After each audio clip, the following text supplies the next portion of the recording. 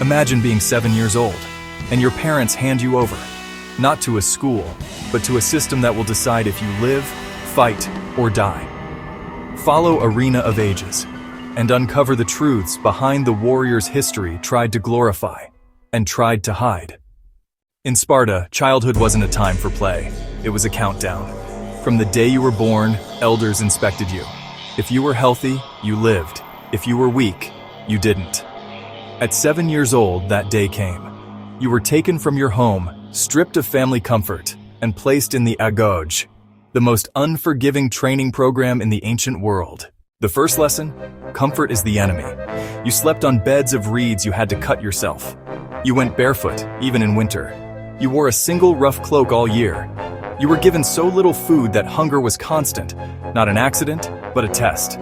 You were expected to steal to survive. If you were caught, the beatings were harsh.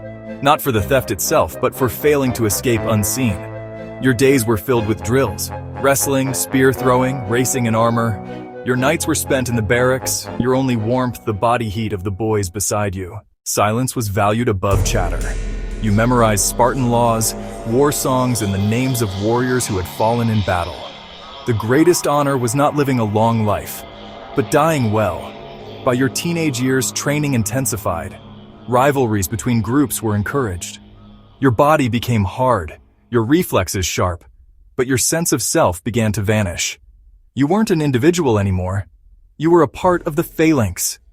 At 20, you could marry, but you still slept in the barracks and dined in the syssitia, communal mess halls where warriors ate, trained, and prepared for war together.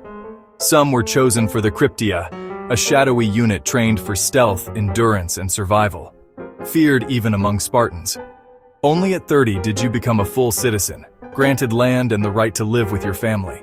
But by then, the boy who once laughed and played was long gone. In his place stood a weapon, forged not for peace but for war. The Agoge didn't just train soldiers, it erased the child and built a warrior in his place.